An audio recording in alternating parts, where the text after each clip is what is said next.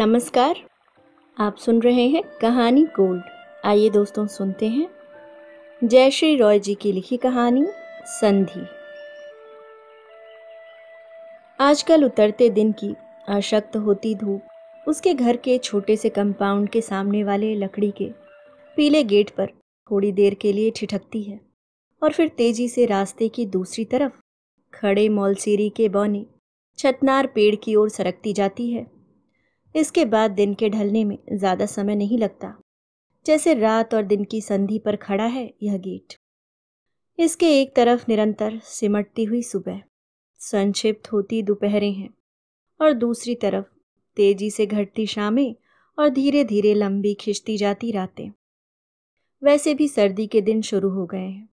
हवा में खुनक आ गई है। दोपहरें अलस और तापहीन। कितनी जल्दी समय गुजर रहा है। धूप के साथ मानसी भी गेट पर थोड़ी देर खड़ी रह जाती है। उसकी आंखें गेट पर रखे अपने बाएं हाथ की उभरी नसों पर है, धूप में पारदर्शी और धड़कती हुई। पहले इनमें नर्म परों वाली ढेर सारी खुशरंग तितलियां हुआ करती थीं। ये बात बहुत पहले की है। अब याद करने के लिए दिमाग पर खासा जोर देना पड़ता है उसे। बाहर नहीं, मौसम भीतर भी बदलता है निरंतर। वह इन दिनों महसूसती रहती है इस बात को शिद्दत से। कैसी विडंबना है कि जिस घर में हर दिन समय से लौटती है उसी में दाखिल होने का मन नहीं करता। हर कदम पर लगता है रास्ता कुछ कदम और बढ़ जाए, मगर यह रास्ता अंततः उसे उसके घर तक पहुंचा ही देता है। कई बार वह दूसरी सड़क से घूम कर आती है, कई बार बहुत धीरे छोटे छोटे कदमों से भी। साथ ही अपनी घड़ी भी देखती जाती है, कहीं बहुत देर तो नहीं हो गई। कुछ दिन हुए बस स्टैंड के पास वाले छोटे नाले पर वर्षों से टूटी पड़ी पुलिया भी दुरुस्त कर दी गई है। अब वह घर और जल्दी पहुंचने लगी है। बस से उसके साथ उतरने वाले दूसरे यात्री तेजी से अपने गंतव्य की ओर चल पड़ते हैं, साथ में वह भी। मगर कुछ दूर चलकर उसके कदम अपने आप धीमे पड़ जाते हैं। इन तेज चलते लोगों के लिए कहीं कुछ अच्छा इंतजार कर रहा होगा। उसके लिए घर के नाम पर तो बस ढेर सारी शिकायतें और कुछ जर्द दीवारें खड़ी हैं। गेट खोलकर वह कंपाउंड के अंदर दाखिल होती है।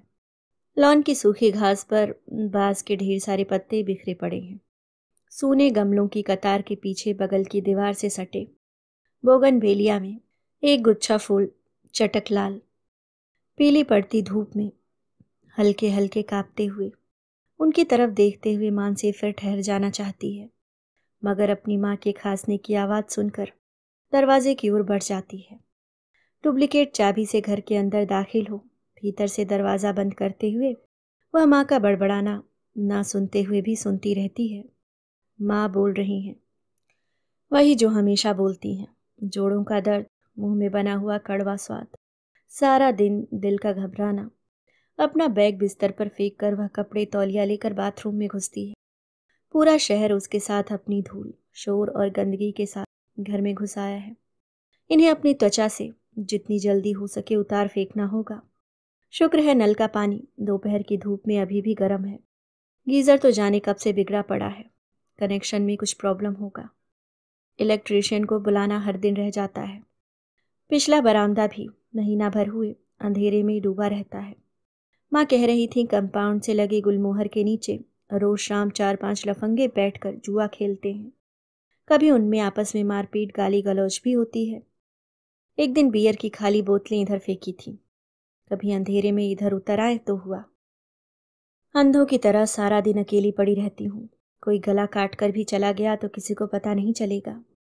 माँ को रोते देख उसके भीतर जाने क्या घिराता है। अवसाद के साथ खींच झुंझलाहट, न जाने किस पर। आंसू, उसासे, कराह, यह सब उसे वितृष्ण करते हैं। कभी कभी उसे लगता है लोग अपने दुख तकलीफ में कम, दूसरों को अपराध बोध कराने के लिए ज़्यादा रोना धोना करते हैं। इन दिनों अक्सर ऐसी मनस्थिति बनी रहती है। उठते बैठते ढह पड़ने को जी चाहता है।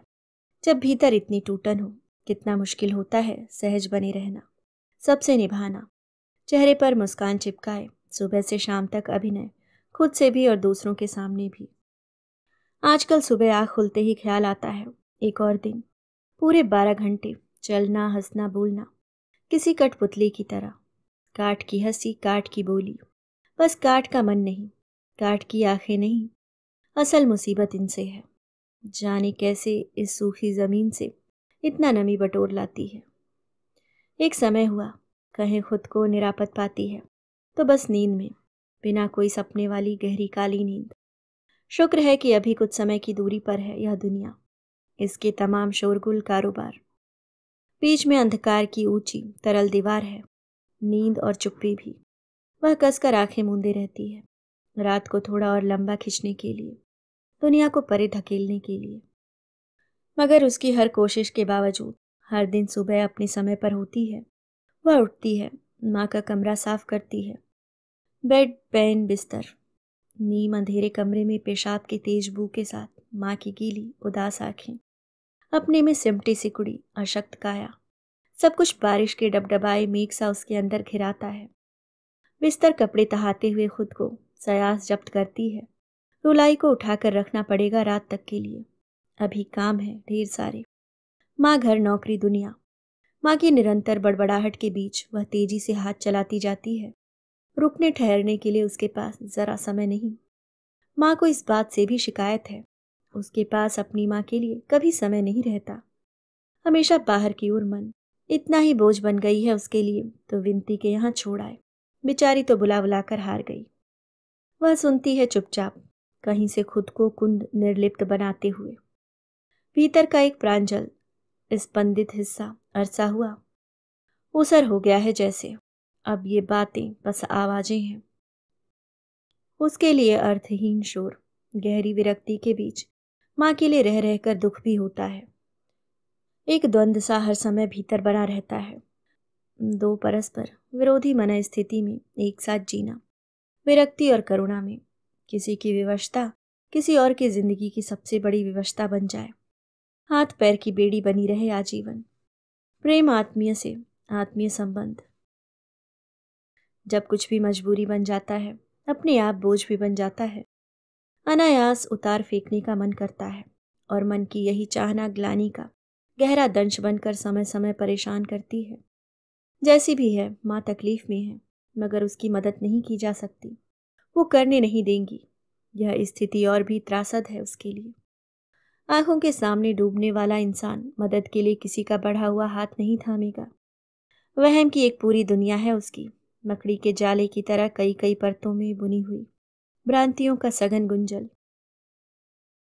अनगिन गांठ गिरा से भरी हुई, वह आजीवन उलझी हैं उसके रेशों में, छूटेंगी नहीं कभी। उसी में तिल तिल जीना और तिल तिल मरना है उसे, और मानसी को बस देखना।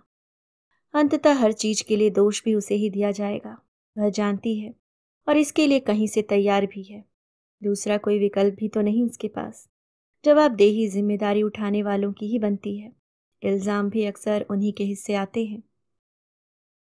वास्तविकता से माँ का कुछ लेना देना नहीं, जानना नहीं चाहती। अपनी खुशफहमियों और गलतफहमियों में निरंतर जी रही हैं। या उनका अपना रचा स्वर्ग है, नर्क है, नियति से ज्यादा उनका चुनाव। मगर विडंबना यह है कि मरने वाला हमेशा अकेला कहाँ मरता है। डूबने वालों की तरह अपने साथ जाने क्या क्या डुबो ले जाता है। मानसी जानती है, उनके आसपास निरंतर मरती कई चीजों में से एक वह भी है। अब वह जिंदा लोगों में खुद को नहीं गिनती। उसके डीएनए में घुला आनुवांशिक अवसाद उसकी सारी देह आत्मा पर कालिह की तरह पुत गया है। अड़ू अड़ू में रिस रहा है हर समय विष की तरह। उसे अपना सलीब उठाकर चलना पड़ेगा, जब तक चल सके।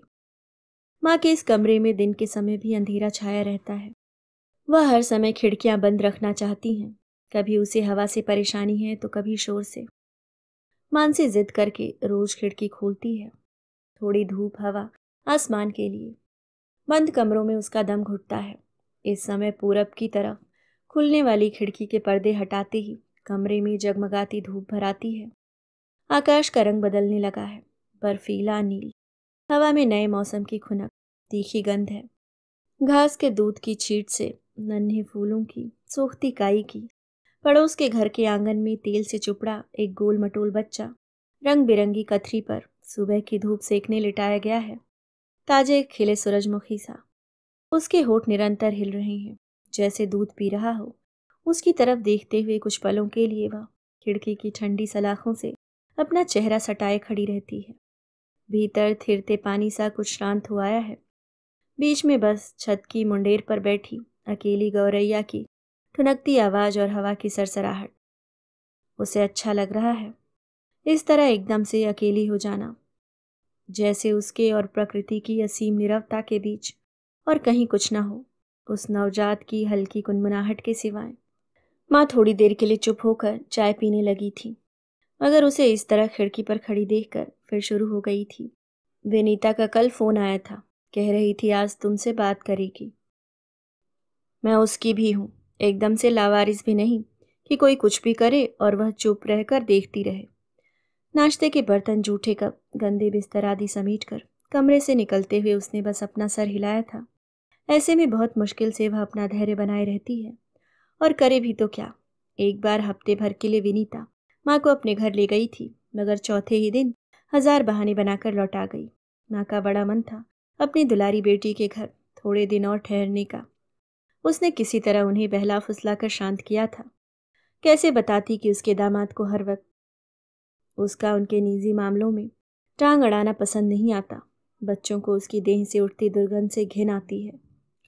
विनीता के पास 24 घंटे उसके पास बैठकर उसकी शिकायतें सुनने का समय नहीं। फिर उनका घंटों चलने वाला पूजा पाठ। घर में अक्सर मेहमान आते हैं, पार्टियां होती हैं, उन्हें बड़े लोगों में उठना बैठना पड़ता है। कुछ ही दिनों में माँ, उसकी आदतें, व्यवहार उन लोगों के लिए ह्यूज एम्बेरसमेंट बन गया था।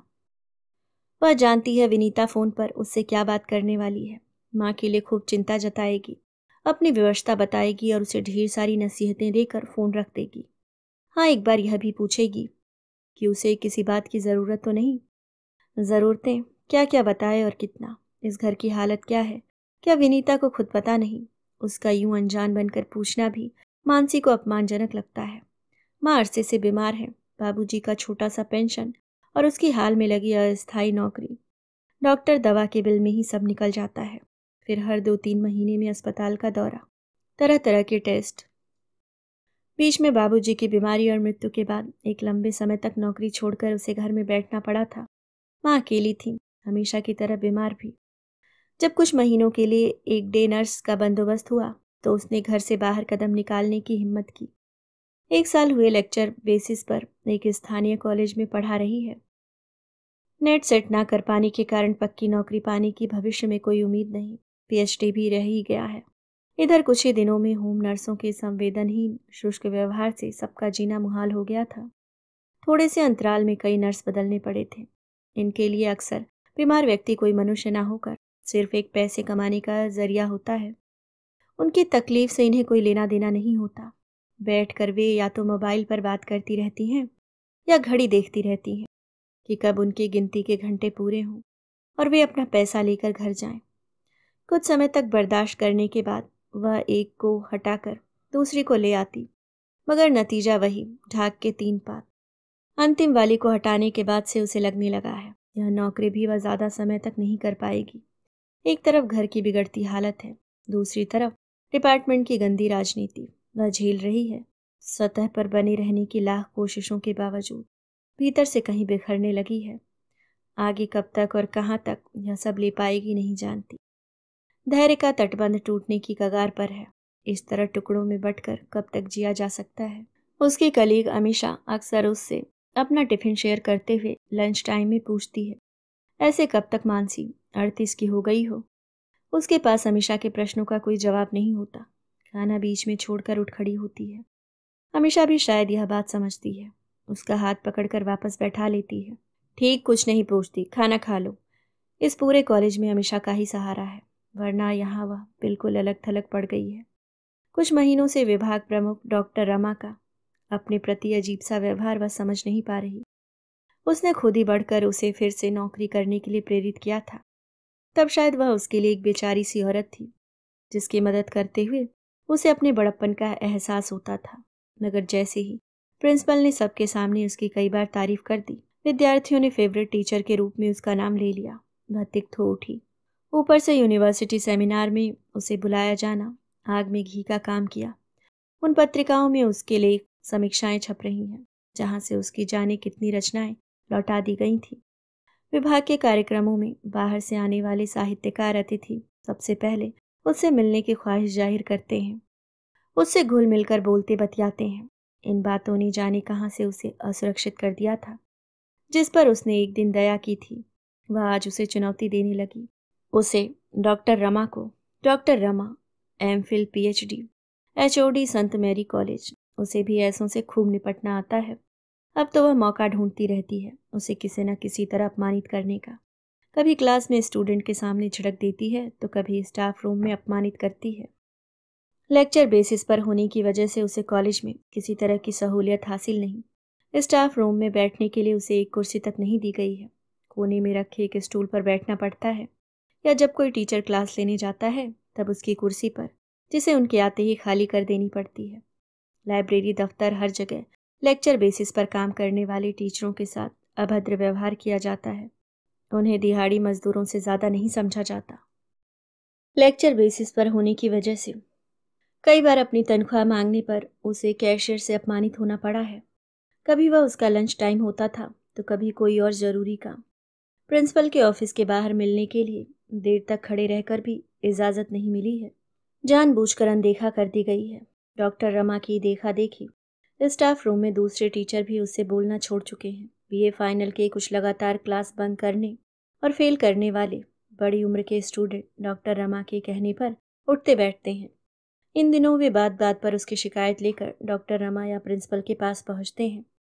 क्लास के दौरान भी उनका उपद्रव जारी रहता है। कई बार उनके उद्दंड अभद्र व्यवहार से आहत होकर वह लाइब्रेरी के किसी निर्जन कोने में बैठकर रो चुकी है। बहुत उम्मीद और हौसला लेकर यहाँ आई थी, मगर अब लगने लगा था जैसे पूरी दुनिया ही उसके खिलाफ हो गई है। जाने क्यों। साल में छोटी छोटी कई परीक्षाएं होती हैं। डॉक्टर रमा एक प्रश्न पत्र उससे 10-10 बार सेट करवाती है। हर बात में गलतियां निकालती है। फाइल में उसकी उपस्थिति जांचते हुए उसके लेक्चरों की संख्या को लेकर उससे अपमानजनक प्रश्न भी पूछ चुकी है। वो एमए में उसकी सहपाठी थी और मानसी उसे दरकिनार कर यूनिवर्सिटी में प्रथम आई थी। इस बात के लिए शायद डॉक्टर रमा उसे आज भी माफ नहीं कर पाई थी। हर कदम पर रुतबे में उससे बड़ी होने का एहसास दिलाती रहती है। अब कई दिनों से मानसी यह नौकरी छोड़ देने पर गंभीरता से विचार करने लगी है। यह सब और सहता नहीं। रोज घर से निकलते हुए उसका एक मन पीछे पड़ा रह जाता है तो एक मन इन अंधेरी गलियों और कराहते कमरों से सौकल छुड़ाकर भाग जाना चाहता है, बहुत दूर। घर में उदासी है, सन्नाटा है और है माँ की अंतहीन शिकायतें। बाहर कुछ नहीं मगर भीड़ है, शोर है, जिंदगी की गहमा गहमी है। वहां वह थोड़ी देर के लिए खुद को भूल सकती है, सड़कों पर बहते हुए इंसानी सैलाब में। बस में जिस दिन उसे बैठने के लिए जगह मिल जाती है और अगर वह किस्मत से खिड़की वाली सीट हो तो वह पूरे रास्ते बच्चों की सी उत्सुकता से खिड़की से बाहर एक एक चीज देखती रहती है। फुटपाथ पर बिकते सामान, फेरी वाले दुकान के विंडोज पर सजे पुतले, हाफते दौड़ते भागते लोग। हवा में धूल है, धुआं है। सड़क किनारे खुले चूल्हों में पकते छनते पकवानों की खुशबू, बेला की ताजी वेड़ियों और छोटे छोटे मंदिरों में जलती अगरबत्तियों की सुगंध। लोग चल रहे हैं, बोल बतिया रहे हैं, झगड़ रहे हैं, जी रहे हैं। यहाँ सब कुछ सुंदर ना हो, जिंदगी तो है। जिंदगी, वह शब्द को मन ही मन बार बार दोहराती है। ठीक कब से यह अपना माने खोने लगी। इन दिनों उसके भीतर एक निरंतर संवाद चलता रहता है खुद से ही। न चाहते हुए भी वह बार बार लौटती है पीछे की ओर। यह रास्ता एक कदम भी समतल नहीं, नागफनी के जंगल सा है। जाने वह कैसे अब तक इस पर चलती रही। शून्य पड़ गए अपने पांव के तलवों को महसूस करने की कोशिश करते हुए वह सोचती है। याद कुहासे की तरह हर पल छटती गहराती है। सब कुछ क्षणांश के लिए दिखता है, फिर विस्मृति के कोहरे में खो जाता है। विनीता, उसकी छोटी बहन, बहुत सुंदर है, गोरी चिट्टी और स्मार्ट। स्कूल में डांस, वाद विवाद, संगीत, हर प्रतियोगिता में पुरस्कार जीत कर लाती है। दूसरी तरफ वह बस सर झुकाकर स्कूल जाती आती है। एक कोने में बैठकर चुपचाप पढ़ाई करती है। न हाँ बोलना आता है उसे, न ना। स्कूल में बच्चे उसे बहन जी कहकर चिढ़ाते हैं। यह जानकर कि दोनों सगी बहनें हैं, लोग हैरत में पड़ जाते हैं। कहाँ सुंदर स्मार्ट विनीता, कहाँ सावली साधारण वह। विनीता हमेशा माँ की फेवरेट। उसके जन्म के समय घर की माली हालत खराब थी। माँ की ढंग से कोई देखभाल नहीं हो पाई थी। मगर विनीता के समय बाबूजी की अच्छी नौकरी लगी थी। माँ ने खूब केसर दूध पिया था, तभी तो विनीता का यह रंग रूप। उठते बैठते माँ यह सब कहते नहीं अघाती थी। विनीता ये, विनीता वो, विनीता मलाई वाला दूध नहीं पीती, विनीता बैंगन नहीं खाती, विनीता को ठंड लग जाएगी। मगर मानसी की कोई पसंद नापसंद नहीं। वह सब खाती है, कुछ भी पहन लेती है, उसे सर्दी भी नहीं लगती। ठंडे पानी से नहा लेती है, कपड़े धो लेती है। अच्छी लड़की है, पड़ोसी कहते हैं। माँ कहती है विनीता जैसी चंट नहीं। वह अपने पड़ोसियों की अपेक्षाओं पर खड़ी उतरना चाहती है, अपनी माँ को गलत सिद्ध करना चाहती है। हर समय अच्छी लड़की बने रहने की कोशिश में वह खुद क्या है, क्या चाहती है, भूल ही गई है। बचपन में गली में लड्डू नचाते, गुल्ली डंडा खेलते लड़कों को देखकर उसका मन ललचाता। आइस पाइस या कितकित खेलती लड़कियों को हसरत से देखती हुई वह चुपचाप माँ के पीछे पीछे शिव जी के मंदिर में जल चढ़ाने आती। विनीता की नज़र बचाकर उसने कई बार उसका कलर बॉक्स खोलकर देखा है। रंग चुराकर कागज रंगे हैं और इसके लिए डांट भी खाई है। मांगे की खुशियां कब तक काम आती। बाबूजी चुप रहते थे, माँ के सामने उन्हें कभी बोलते नहीं सुना, मगर उनकी आंखों में उसके लिए हमेशा कुछ अच्छा सा होता था। जाने क्या, उनके आसपास बने रहने मात्र से मानसी कहीं से परों सी हल्की हो आती थी। वे पल उसके जीवन के कुछ अच्छे पलों में से थे। उन्हीं बाबूजी की आंखों से वह धीरे धीरे एक समय खो गई थी। उन्हें अल्जाइमर भूलने की बीमारी हो गई थी। उस दुख को वह आज भी जीती महसूसती है। अंतिम दिनों में बाबूजी की वे खाली भावहीन आंखें, गूंगी जुबान, हड्डी का ढांचा बन गया शरीर, सब कुछ दुस्वप्न की तरह उसे समय असमय आ घेरता है। दीमक की तरह भीतर ही भीतर खाता जाता है। उनकी मौत ने माँ को बहुत अकेला और असुरक्षित कर दिया था। अचानक से न प्रिय बेटी न पति का साथ, बस मानसी का सहारा, जिसकी काबिलियत पर उसे कभी भरोसा नहीं रहा। उसे अचानक रोग और मृत्यु भय ने आ घेरा था। हर पल वह इस आशंका से त्रस्त रहती कि उसे कोई बड़ी बीमारी हो गई है। थोड़ी खांसी होने पर भी उसे लगता हो ना हो उसे टीबी हो गई है। रात दिन बैठ बैठ कर अपने शरीर का मुआयना करती रहती, इस उस तकलीफ की शिकायत करती रहती। मानसी उसे डॉक्टर के पास ले जा जाकर थक गई है। डॉक्टर भी अब उनकी बातों को गंभीरता से नहीं लेते। कहते हैं माँ हाइपोकॉन्ड्रियाक है, उसे अपने बीमार होने का वहम है। वहम का कोई इलाज नहीं। मन के वहम साइकोसोमैटिक शारीरिक बीमारी का भी शक्ल लेकर उजागर होते हैं। अक्सर विटामिन की गोलियां देकर वे माँ को टरका देते। शायद सचमुच माँ के साथ यही सब हो रहा था। कभी रातों को बुखार चढ़ाता है, दिल की धड़कनें और नब्ज तेज रहती हैं, तो कभी त्वचा ठंडी और पसीने से भीगी हुई। जो बात सबसे ज़्यादा मानसी को परेशान करती है वह है माँ का हर काम या बात को बार बार दोहराना। वह दिन में 50 बार हाथ धोती हैं। जब चल फिर पाती थी तब रातों को उठ कर दरवाजे खिड़कियां बंद हैं कि नहीं देखती रहती थी। हर समय एक अनजाने डर और आतंक में जीने लगी थी वह। उसे लगता था कुछ बहुत बुरा होने वाला है उसके साथ। आने वाली आपदा को टालने के लिए वह अजीबोगरीब हरकतें करती। उसे वहम हो गया था कि हर कोई उसका दुश्मन है और उसके खिलाफ कोई षड्यंत्र रच रहा है, उसके पीठ पीछे उसकी बुराई कर रहा है। मानसी अक्सर उसे दीवार से कान लगाए खड़ी पाती या पर्दे के पीछे छिपकर खिड़की से बाहर झांकते। डर, खीज और गहरे अवसाद में वो हर समय रहने लगी थी।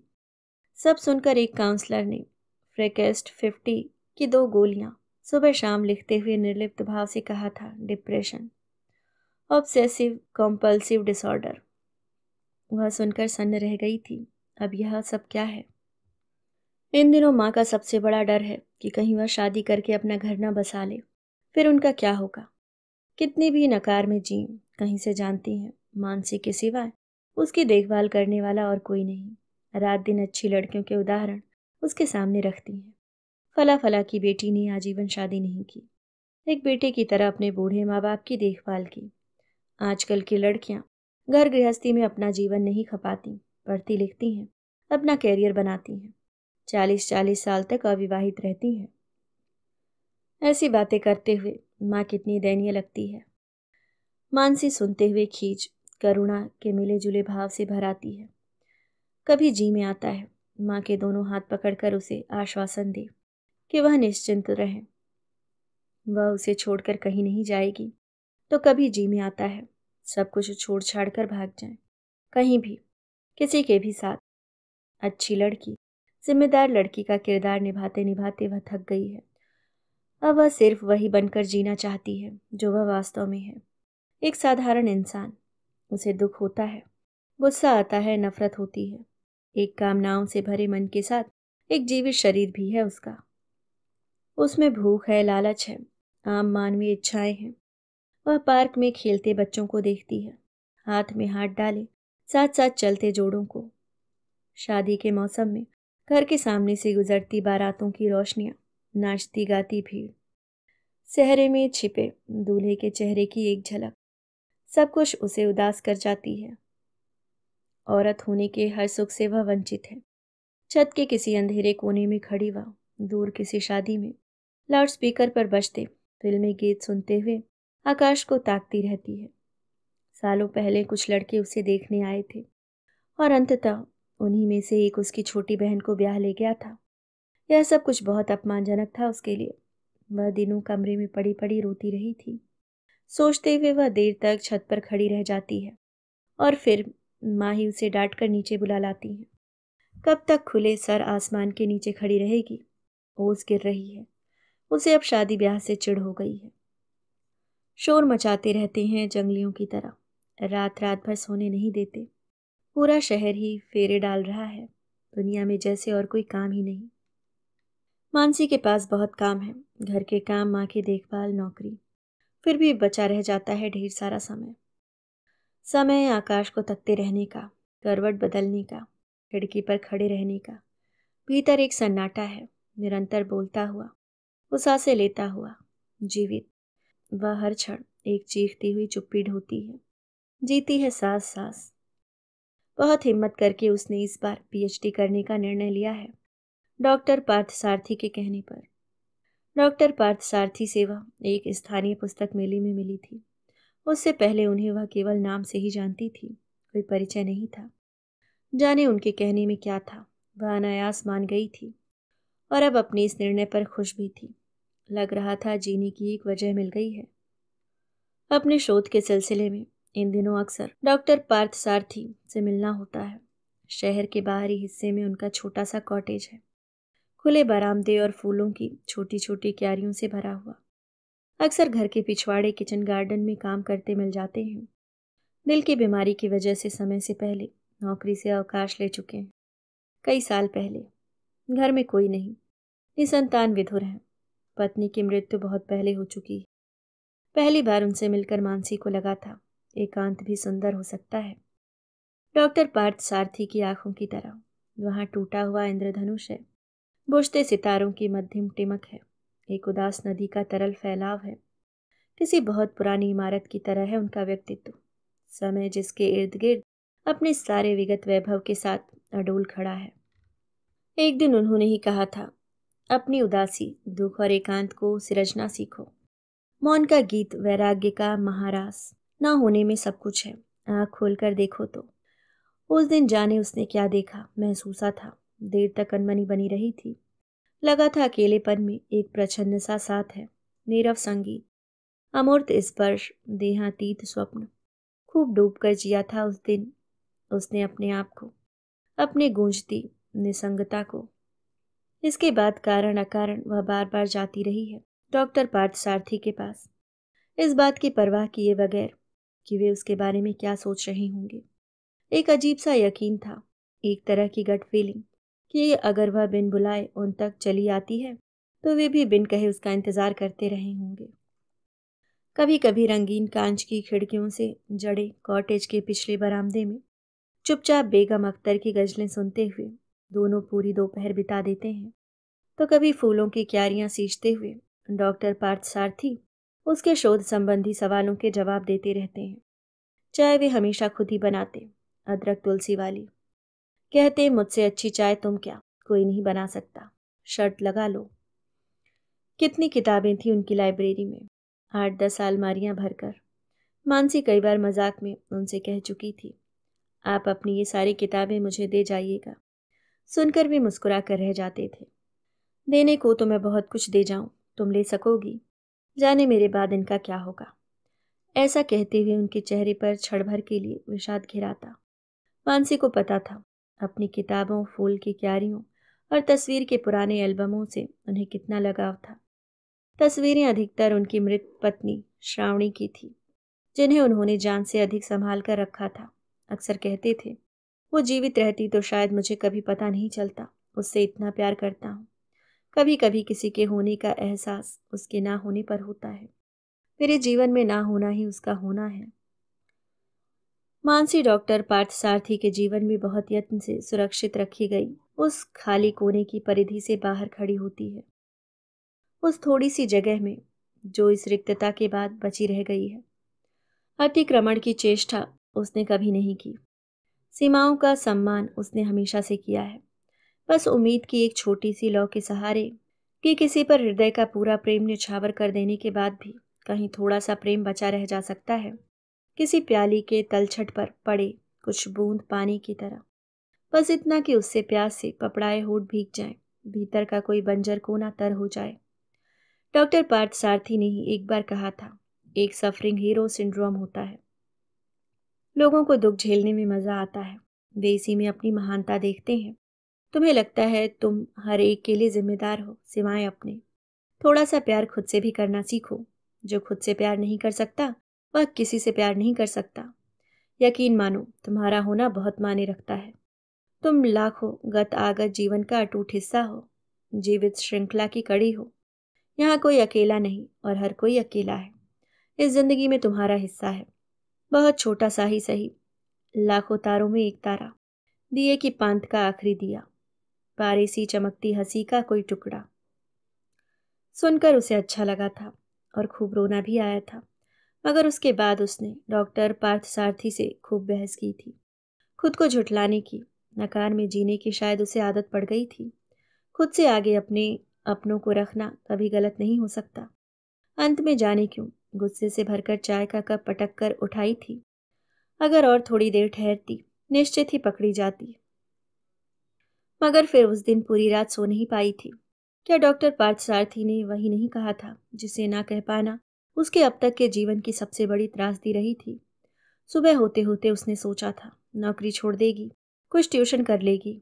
डॉक्टर पार्थसारथी ने कहा था, मेरी लाइब्रेरी तुम्हें दिया, इस घर में भी बहुत सारी जगह है, मैं एक कमरे में पड़ा रहता हूँ, जिस तरह चाहो इस्तेमाल करो। उसने विनीता को फोन करके माँ को कुछ समय के लिए अपने पास ले जाने के लिए कहा था। उसे अपने शोध के सिलसिले में बाहर जाना पड़ेगा। विनीता ने सुनकर पहले खूब सारे बहाने बनाए थे, अपनी मजबूरियां गिनाई थी, मगर वह अपनी बात से टस से मस नहीं हुई थी। आखिर रोज झीक कर वह माँ को अपने यहाँ ले जाने को तैयार हो गई थी। सुनकर माँ खूब खुश हुई थी। मानसी ने कुछ दिन पहले अपनी नौकरी से इस्तीफा देकर उसकी यात्रा की सारी तैयारी कर दी थी।